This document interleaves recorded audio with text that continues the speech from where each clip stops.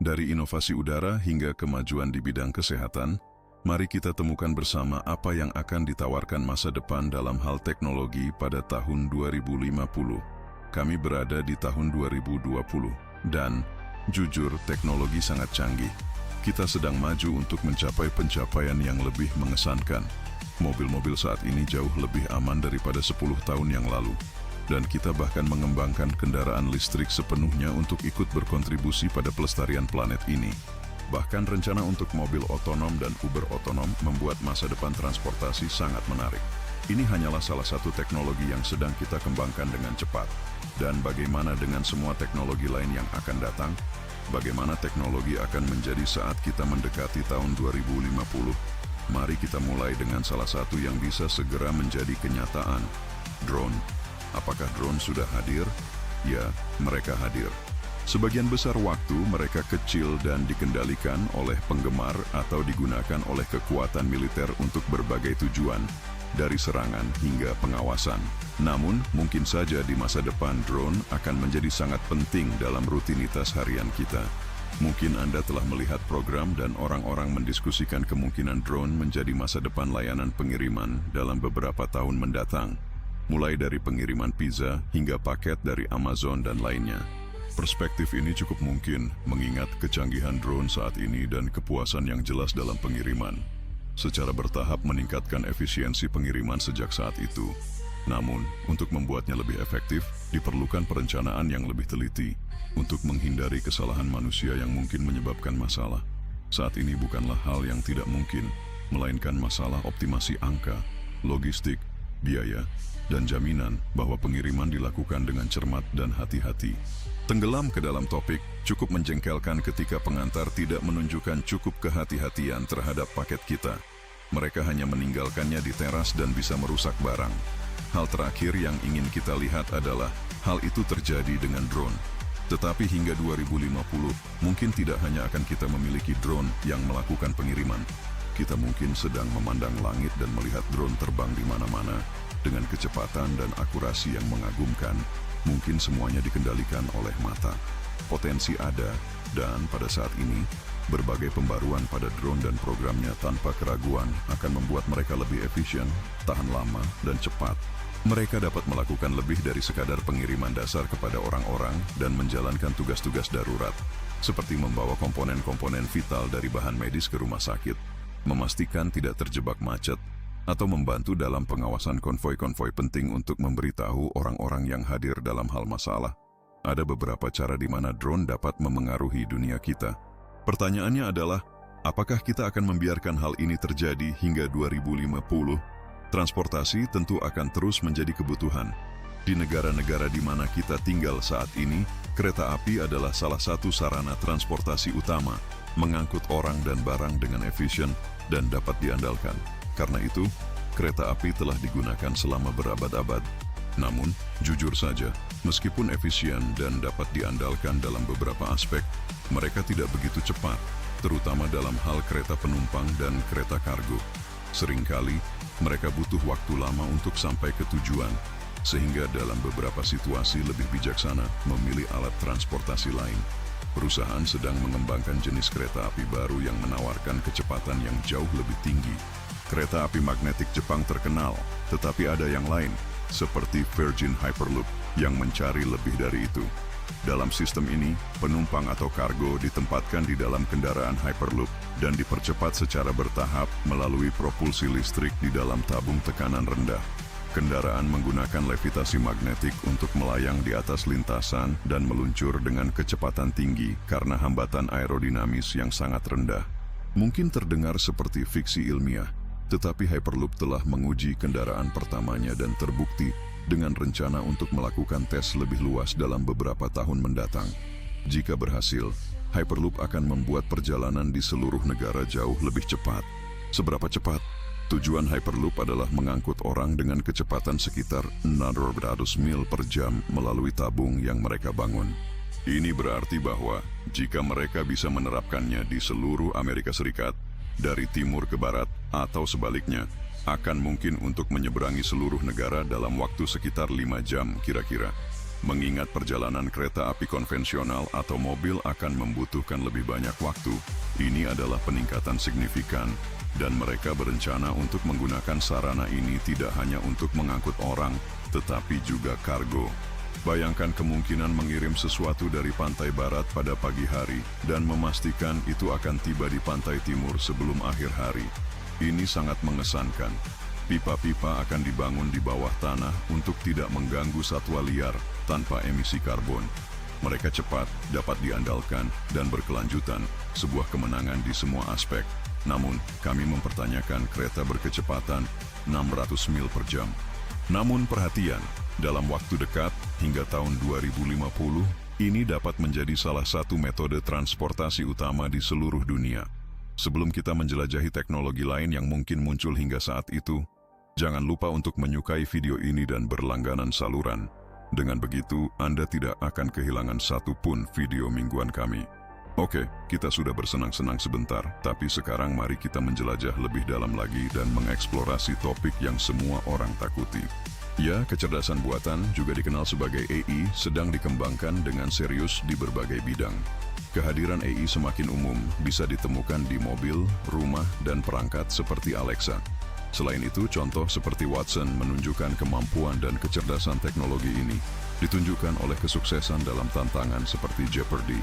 Sampai tahun 2050, kecerdasan buatan mungkin berkembang sedemikian rupa sehingga dalam hal logistik dan komputasi, budaya dan dunia kita dapat dikelola secara efektif oleh mereka. Dalam skenario seperti Terminator, manusia akan menjadi usang. Kita semakin mendekati hal ini daripada yang bisa dibayangkan. Meskipun pikiran mendalam Google belum mencapai tingkat ini, saya yakin mereka kemungkinan akan menemukan kemampuan-kemampuan ini dalam perjalanan mereka. Sampai tahun 2020, komputer Anda bisa menjadi super manusia dan sadar, menurut Pearson. Dia mengatakan bahwa itu bisa menjadi awal dari akhir. Namun, apakah hari kiamat tak terhindarkan? Jawabannya masih belum pasti, karena akan tergantung pada kemajuan AI dan kemampuan kita untuk mengendalikannya. Pertanyaannya adalah apakah kita akan mampu sepenuhnya mengendalikan kecerdasan buatan begitu mencapai tingkat perkembangan tertentu. Tentu saja, meski ada kekhawatiran tentang kecerdasan buatan, masih ada kemungkinan hasil akhir yang positif. Bayangkan jika pandangan yang paling optimis dalam fiksi ilmiah tentang AI menjadi kenyataan, menghasilkan masa depan yang menjanjikan didorong oleh kecerdasan buatan. Dan jika, sampai tahun 2050, setiap individu memiliki AI pribadinya sendiri, apakah mungkin untuk menyesuaikan karakteristik suara, penampilan, dan pada dasarnya memiliki mitra yang akan membantu kita dalam berbagai aspek kehidupan kita? Mengingat bagaimana Alexa dapat membantu kita dalam tugas rumah tangga dan akademis, memungkinkan kita berbagi ide. Jika bentuk kecerdasan buatan ini terwujud pada tahun 2050, kita bisa hidup dalam sebuah utopia yang diperbaiki oleh AI sebelum pemberontakan yang mungkin terjadi, seperti yang terlihat dalam iRobot. Namun, kita tidak boleh hanya fokus pada kemungkinan kehancuran. Mari kita perkenalkan teknologi yang sangat dinantikan oleh banyak orang, perjalanan antariksa. Ya, saat kita memikirkan dekade saat ini, tahun 2020-an, kita menyadari bahwa tujuan global terbesar adalah mencapai Mars dan mungkin menjelajahi lebih jauh lagi. Namun, itu tidak hanya sebatas sampai di sana. Prestasi tersebut akan menjadi pencapaian yang signifikan baik untuk dekade ini, maupun bagi sejarah baru-baru ini umat manusia. Lebih dari sekadar mendarat di Mars, tujuannya adalah untuk membentuk koloni manusia pertama di planet lain. Meskipun kita telah mengunjungi bulan dalam berbagai kesempatan, kita tidak pernah mencoba untuk tinggal di sana karena berbagai alasan. Banyak yang percaya bahwa Mars adalah tempat yang ideal bagi kita untuk hidup di antara bintang-bintang, dengan kemungkinan memulai mengkolonisasi planet tersebut hingga tahun 2030, paling lambat, asalkan tidak ada hambatan, kecelakaan, atau kejadian tak terduga, bahkan mungkin ada layanan bus reguler ke sana. Agar orang dapat melihat planet merah dengan mata mereka sendiri, pertama-tama kita akan melihat manusia pergi ke Mars, diikuti oleh robot yang melakukan tugas-tugas dasar, seperti produksi bahan penting di planet itu. Pearson menyoroti kebutuhan akan proses ini karena keterbatasan ruang. Meskipun ada beberapa isu yang harus diatasi sebelum skenario ini terwujud, kita mengandalkan para ahli terbaik yang bekerja di dalamnya. termasuk Elon Musk dan SpaceX, Jeff Bezos dengan Blue Origin, dan lainnya. Setiap orang, termasuk NASA, berkomitmen bukan hanya untuk kembali ke luar angkasa, tetapi juga melakukannya melalui pesawat luar angkasa yang lebih terjangkau, kompak, dan dapat digunakan kembali. Ini telah menjadi rintangan bagi program luar angkasa dalam 2 dekade terakhir.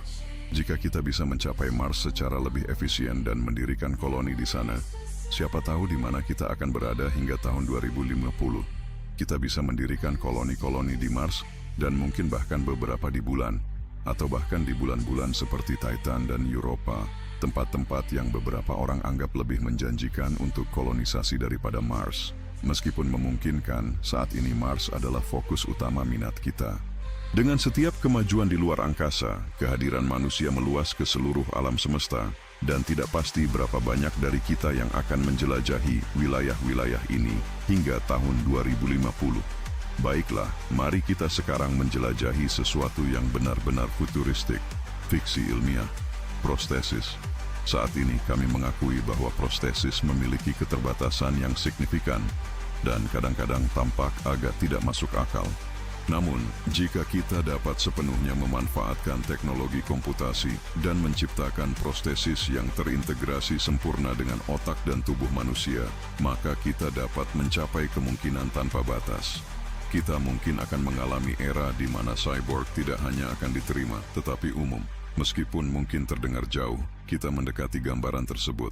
James Young, seorang ilmuwan biologi berusia 25 tahun, memiliki lengan prostetik yang dilengkapi dengan drone pribadi dan lampu senter yang terpasang. Selain itu, seorang seniman Prancis menggunakan prostesis yang juga berfungsi sebagai mesin tato. Ini sangat menarik. Bayangkan jika seorang polisi kehilangan satu lengan saat menjalankan tugasnya. Biasanya itu akan berarti akhir dari karirnya. Namun, dengan prostesis canggih, dia mungkin benar-benar bisa lebih baik dari sebelumnya jika teknologinya cukup maju. Tantangan utama bagi anggota tubuh buatan ini adalah bahwa kebanyakan dari mereka terbuat dari plastik. Satu, itu dia teman-teman. Ya, namun dengan mengadopsi dang, hidup akan menjadi jauh lebih menarik.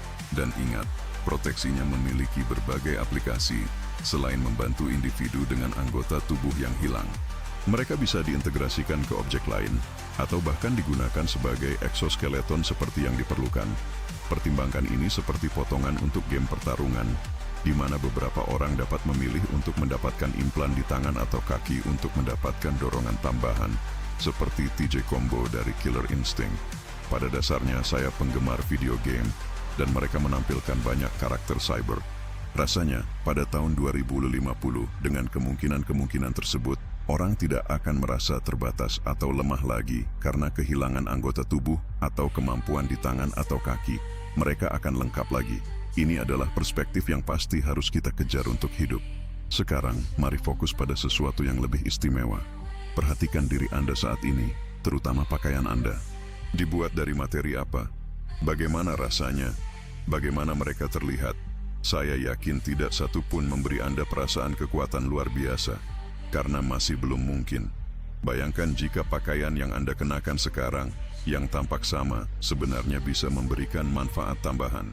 Dengan kemajuan nanoteknologi, pakaian Anda dapat dikembangkan dengan bahan atau teknologi yang meningkatkan ketangguhan, daya tahan, dan karakteristik lainnya. Dan jika Anda dapat mengenakan kemeja yang ringan seperti bulu, tetapi mampu menyerap benturan dan melindungi Anda dari cedera, itu luar biasa dan penting, terutama di zaman kekerasan bersenjata. Dan jika seragam pemadam kebakaran benar-benar tahan panas dan terbakar, memastikan bahwa mereka dapat melakukan aktivitas mereka tanpa risiko besar bagi kehidupan mereka, teknologi yang dapat diintegrasikan ke dalam pakaian sudah tersedia.